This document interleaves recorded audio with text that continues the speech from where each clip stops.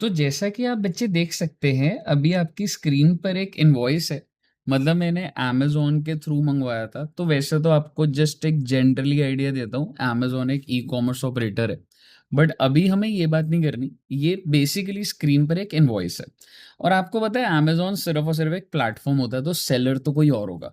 तो अगर आप ध्यान से देखेंगे, तो बच्चे सप्लायर जो है वो किधर का है?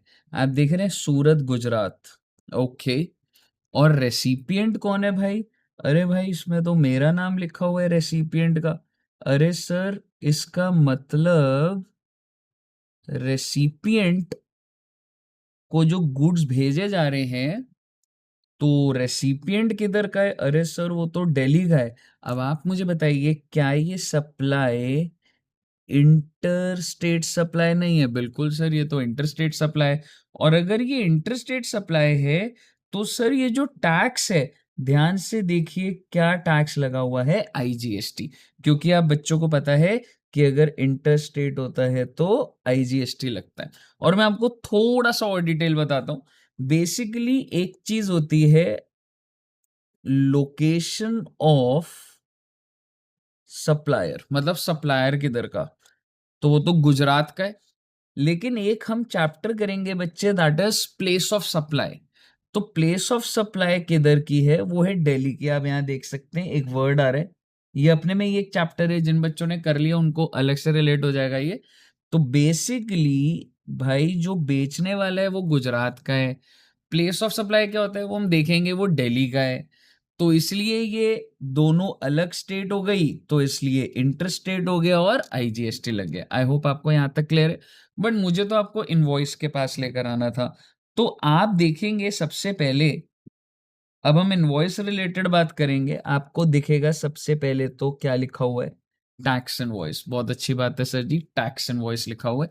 इनवॉइस आपको पता है लिखा होना जरूरी होना चाहिए। Then GST registration number. Oh my God, अरे सर हमने पढ़ा था ये तो 15 डिजिट होता है। हाँ बेटे हाँ। और जिसके अंदर पहले 2 डिजिट स्टेट कोड होते हैं। हाँ बेटे हाँ। और याद करिए ये 24 है। अरे दिल्ली का तो 07 है, 24 कैसे है? अरे बेटे ये गुजरात का होगा ना।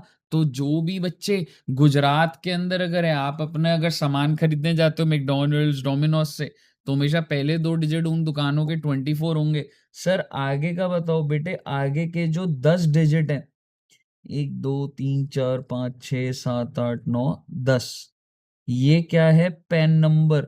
क्या बात कर रहे हो? ये देखो ये रहा पैन नंबर, और ये भी पैन नंबर एकदम बराबर। हाँ सर। और ये 1 क्या होता है? This is shop number 1। हो सकता है इस इंसान की एक ही शॉप हो, तो गुजरात की ये पहली शॉप है।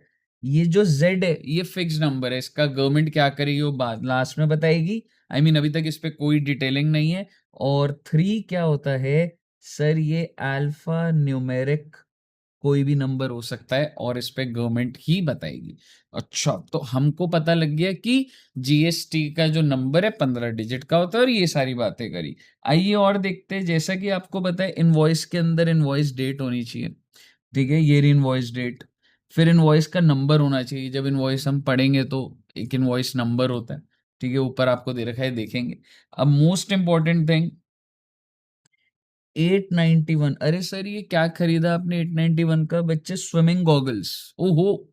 लेकिन सर ऐसे कोई स्विमिंग गॉगल्स बोले, कोई नॉर्मल गॉगल्स बोले, तो आपको दिखेगा ये इसका कोड है।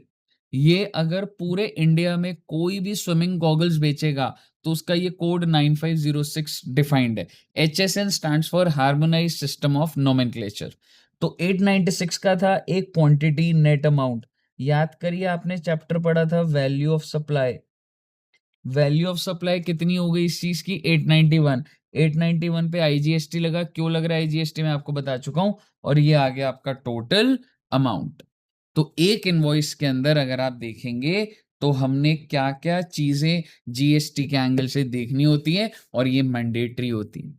आई होप आपको अब एक जीएसटी को एनालाइज करना इन टर्म्स ऑफ इनवॉइस समझ आया होगा। अगर आपको वीडियो अच्छी लगी है, तो वीडियो में कमेंट करिएगा, लाइक करिएगा, शेयर करिएगा, सब्सक्राइब करिएगा। All the very best. Bye bye bye bye.